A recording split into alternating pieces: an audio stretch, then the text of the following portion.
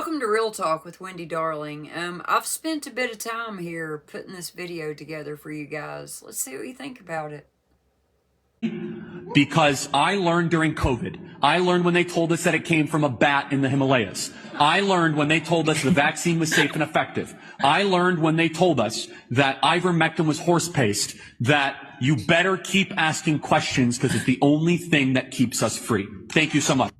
Now, there are legitimate questions that you could ask. Did people know things beforehand? Did people were they queued off? There seemed to be stuff on social media that suggested people knew this was going to happen or something was going to happen. I want to see. Hey, Glenn, wake up. It's kind of important stuff. Where those investigations are at. I want to see where those investigations lead. Was he radicalized by somebody? Was there a group? Was there multiple groups? Were there multiple people? Was there money involved? Where would that money come from? Was it foreign or domestic? I'm open to all of those questions, but I just encourage people, read the charging documents. So, they're very, very thorough. here, Andrew, here's the thing that doesn't make sense to me. I'm not hearing any of this stuff about Butler, Pennsylvania. Really, Glenn? That situation was cut and dried, unlike this. I'm not hearing any of this. I'm not hearing that the Jews tried to kill him. Glenn Beck, you've just gotten lazy. Because what you just said is ridiculous. There's no comparison. Come on. That, Trump's own staff tried to kill him. We heard some that, was the Secret Service in on it? Was the FBI? What did they know? When did they know it? How come there's this cover-up, et cetera, et cetera? But not the kind of stuff, not that Melania was in on it. And it just seems relentless. Like it won't stop. I mean, You're damn right it won't stop. Not until we find the truth. Let's watch.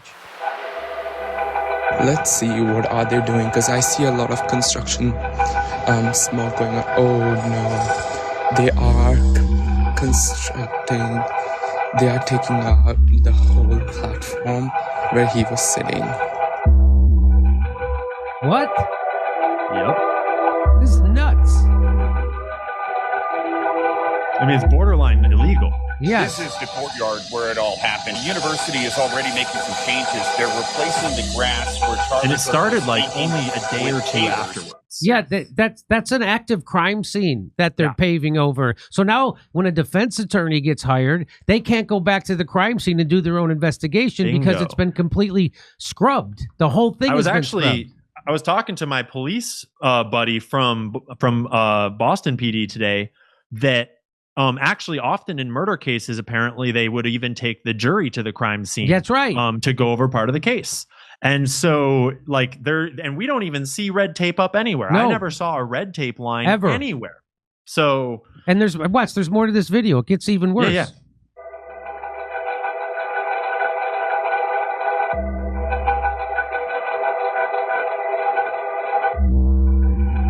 Look at them hosing. They're hosing it down. Yeah. So they're interspersing. So there's Yeah, that is a camera. the security cameras. Where are they? Where's the video from those security cameras? And again, there's supposed to be an ambulance there. Why are they carrying him to an SUV?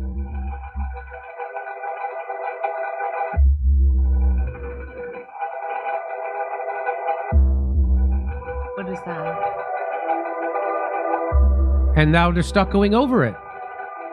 Why would you immediately, hey, we got to start stuccoing this whole thing.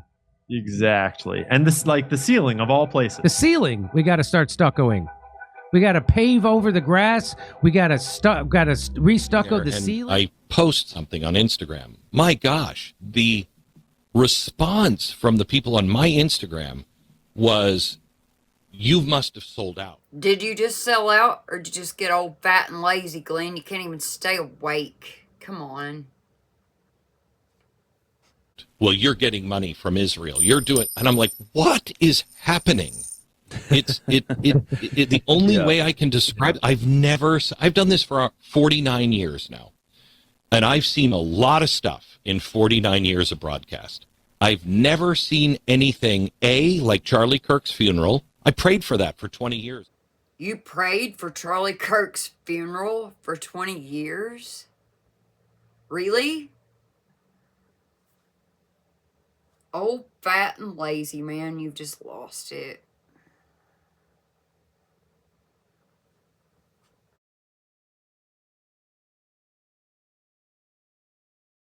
A revival. I prayed. I stood in that room and I felt the Spirit of God. And God came in, and when people started talking about politics, he withdrew. God withdrew.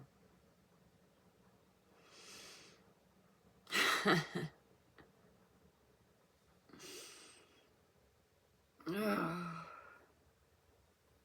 they started talking about God again. He came back in. It was like unreal. I've never felt anything like it before. A miracle, a Moses-sized miracle. The same thing with darkness here.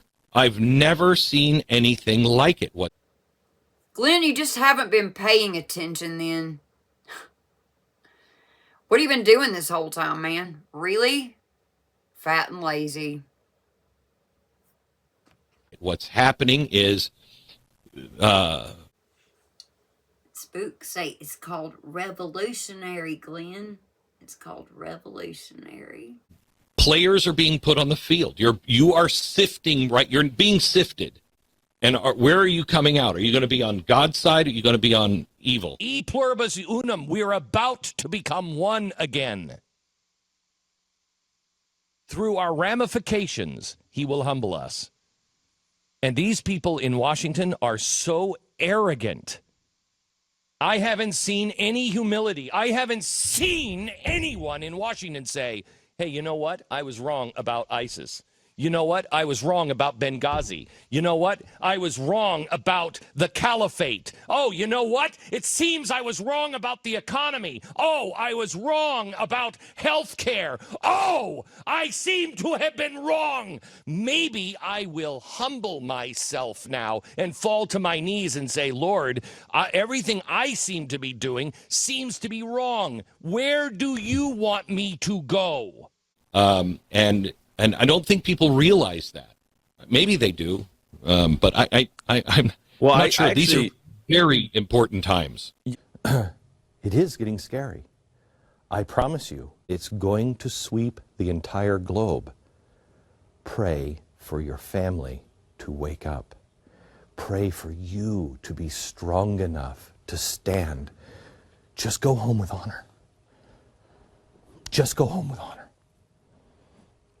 But when you see a move of God like that, it does make some sense that the forces of darkness would rise up to counter it.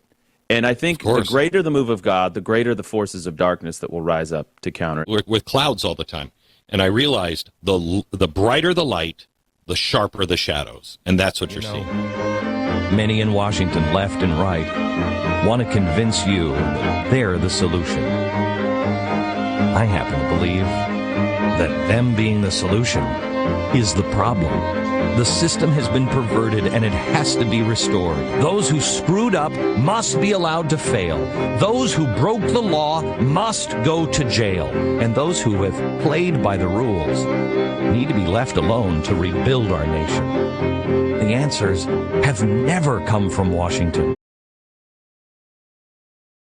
We weren't told how to behave that day after 9/11. We just knew it was right. It was the opposite of what we feel today.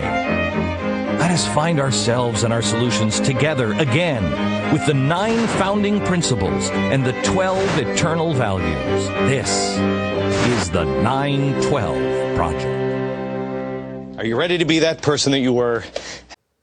Well, that's some irony right there, isn't it, Glenn? Are you ready to be that person that you were when you questioned everything before you got fat and lazy? That day after 9/11 on 9/12, I told you for weeks, you're not alone. I'm turning into a frickin' televangelist. Let me tell you something. You're going to meet people from all across the country right now, from people all across the political spectrum. Come on, follow me. No matter where you are, from our studio audience here in Midtown Manhattan, to the sidewalks outside, to the people all over the country, just a few blocks away in Times Square, where there are people at viewing parties. They're holding regular viewing parties, started with people and by people, just regular people like you, like Joy. Just regular people like me, like Candace. Gatherings in Noah's in South Jordan, Utah, to homes in Golden Valley, Arizona, and Brewer, Maine, to the Garage Bar in Columbus, Ohio, and virtually every small town and big city in between in this great nation. There are people gathering in ranches in Texas, where some familiar faces have gathered to watch the show, to military bases in Iraq, where real heroes have gathered.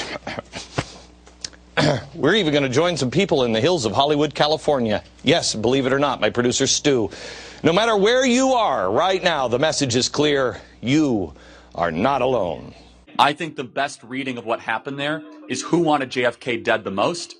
Again, a lot of people said Israel wanted JFK dead. I'd love to hear that argument. But definitely Lyndon Baines Johnson and parts of our own government, and the Cubans wanted him dead. And who actually made it happen? There were like 15 or 20 things that happened that day that were inexcusable. They changed the parade route. He rode in an open-air convertible. LBJ decided not to ride alongside of him. The vehicle slowed down right when it went by the Texas School Book Depository. A lot there, right?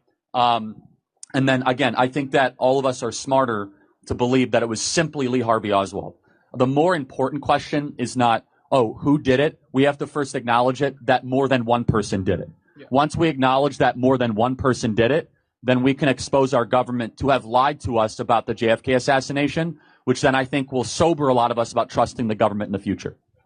It's going to sweep the entire globe.